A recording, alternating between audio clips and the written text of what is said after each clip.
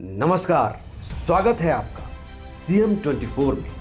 TV 24 का मध्य प्रदेश के मुख्यमंत्री डॉक्टर मोहन यादव की गतिविधियों का एक जीवंत और अनोखा बुलेटिन। हर 24 घंटे की धड़कन सीधे आपके घर तक। यहाँ हम देखते हैं उनके विजन, विकसित मध्य प्रदेश, मिशन टेक्नोलॉजी से समृद्ध राज्य और उन योजनाओं का सफर जो करोड़ों जिंदगियों में नई उम्मीदें जगा रही है।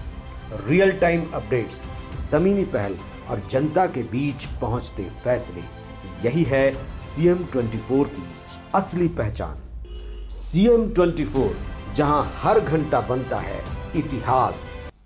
नमस्कार, सीएम 24 में आपका स्वागत है और मैं हूं आपके साथ मर्सी। तमिलनाडु के चुनावी रण में मध्य प्रदेश के मुख्यमंत्री डॉक्टर मोहन यादव पूरी ताकत के साथ बीजेपी के प्रचार अभियान की कमान संभालते नजर आए। अविनाशी से लेकर रासीपुरम तक उन्होंने जनसभाएं, प्रेस वार्ताएं और रोड शो कर एनडीए के पक्ष में माहौल बनाने की कोशिश की।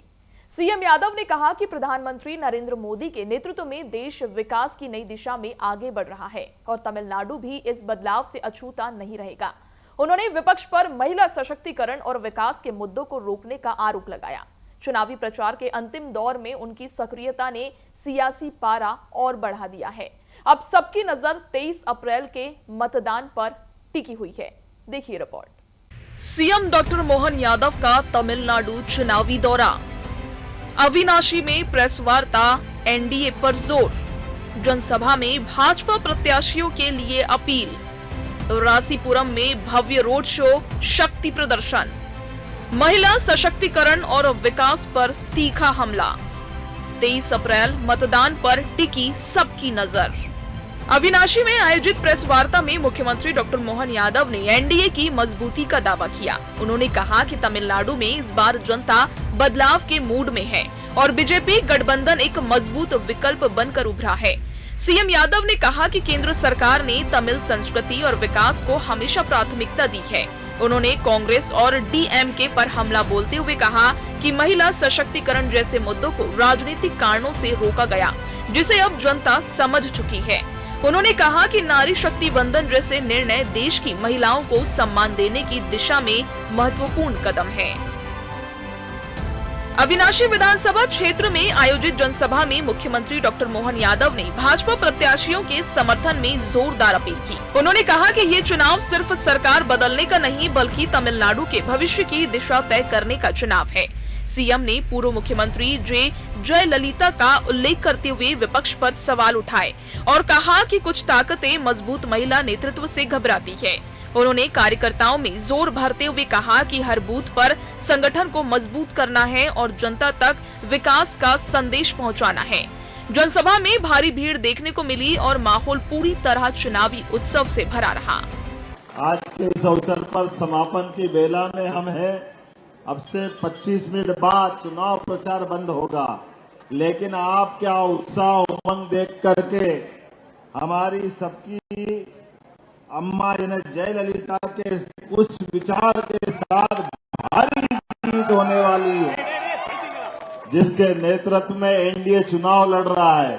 हमारे लिए सौभाग्य की बात है, नरेंद्र मोदी के नेतृत्व में जिस प्रकार से माहौल देश भर में बना है, एल मुरुगन उनके मंत्री, सुयोग्य मंत्री, मैं इनको शुभकामना देता हूं और आप सबके साथ जब तक आखिरी वोट नहीं डल जाए आप शांति से नहीं बैठेंगे, ये आपसे उम्मीद भी करता हूं। रासीपुरम विधानसभा क्षेत्र में हुए रोड शो के दौरान मुख्यमंत्री डॉक्टर मोहन यादव का जोरदार स्वागत किया गया।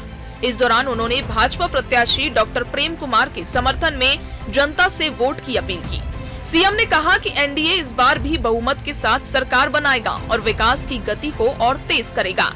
उन्होंने कार्यकर्ताओं से संवाद करते हुए कहा कि ये अंतिम चरण का चुनावी दौर है और हर कार्यकर्ता की जिम्मेदारी है कि वह बूथ स्तर तक संगठन को मजबूत करे। रोड शो में बड़ी संख्या में समर्थक मौजूद रहे, जिससे पूरे क्षेत्र में चुनावी माहौल और गर्म हो गया।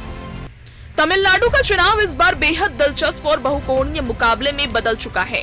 एक और एमके स्टालिन के नेतृत्व में डीएमके गठबंधन सत्ता बचाने की कोशिश में जुटा है, तो वहीं एआईएडीएमके और बीजेपी गठबंधन उसे कड़ी टक्कर दे रहा है। इसके अलावा कई क्षेत्रीय दल भी चुनावी समीकरण को प्रभावित कर रहे हैं। ऐसे में अंतिम चरण का प्रचार बेहद अहम हो गया है। राजनीतिक विश्लेषकों का मानना है कि इस बार का चुनाव परिणाम कई अप्रत्याशित मोड़ ला सकता है। हर पार्टी अपनी पूरी ताकत झोंक चुकी है और मतदाता ही अब अंतिम फैसला करेंगे कि सत्ता किसके हाथ जाएगी। कुल मिलाकर मुख्यमंत्री डॉक्टर मोहन यादव का तमिलनाडु दौरा बीजेपी के राष्ट्रीय चुनावी अभियान को नई धार देता नजर आया। लगातार जनसभाएं और रोड शो ने सियासी माहौल को गर्म कर दिया है। अब सभी की निगाहें 23 अप्रैल के मतदान पर टिकी है, जो भविष्य की तस्वीर तय करेगा। Bureau report CM 24 Bhopal. CM 24 में फिलहाल इतना ही। आप देखते रहिए TV 24। नमस्कार।